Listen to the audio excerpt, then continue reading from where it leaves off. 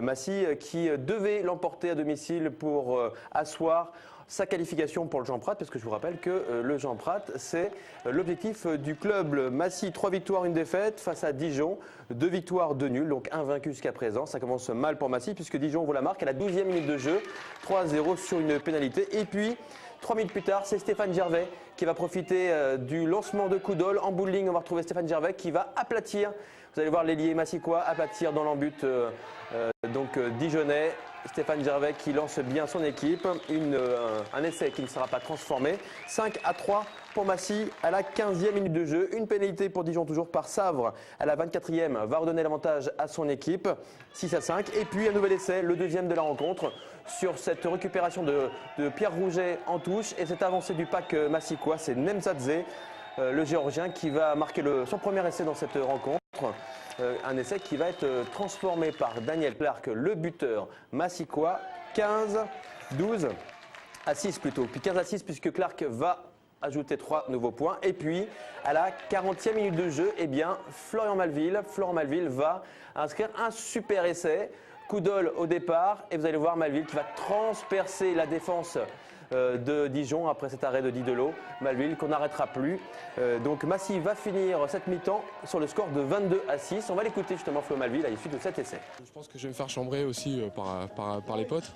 Voilà, ça passe, un peu de réussite. Je sais qu'à un moment je me retrouve dos à la ligne, j'arrive à me retourner.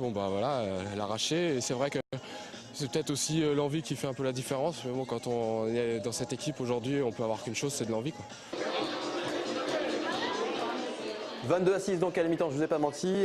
En deuxième mi-temps, Dijon va recoller un petit peu avec 3 nouveaux points signés Savre, 22-9. Et puis ce sera donc un mini-festival massicois avec d'abord une pénalité de Clark, 25-9. Et puis à la 67e minute, le 4e essai massicois, synonyme également de bonus offensif, qui va être signé Nemzadze, encore une fois.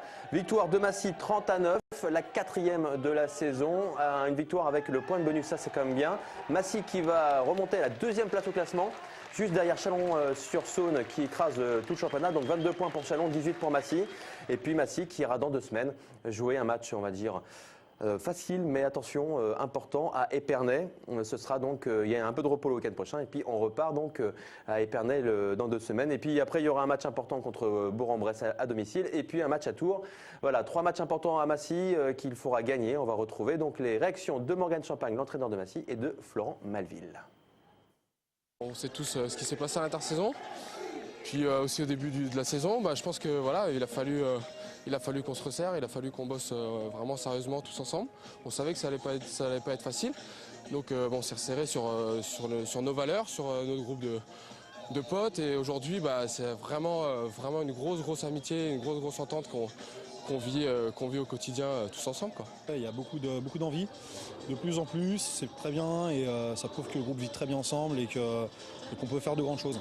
On a 3 matchs même, je dirais, avec Tours, bon, ça sera difficile là-bas, mais on a 3 matchs d'affilée après cette trêve qui sont très importants pour la suite du championnat. Et effectivement, on va avoir un calendrier retour qui va être beaucoup plus compliqué en allant à Montluçon, en allant à Dijon, en allant à Chalon, en allant à Bourg-en-Bresse, qui sont 3 très grosses équipes, donc il faut qu'on fasse un carton plein d'ici là, quoi. On est très fiers de vous, les gars.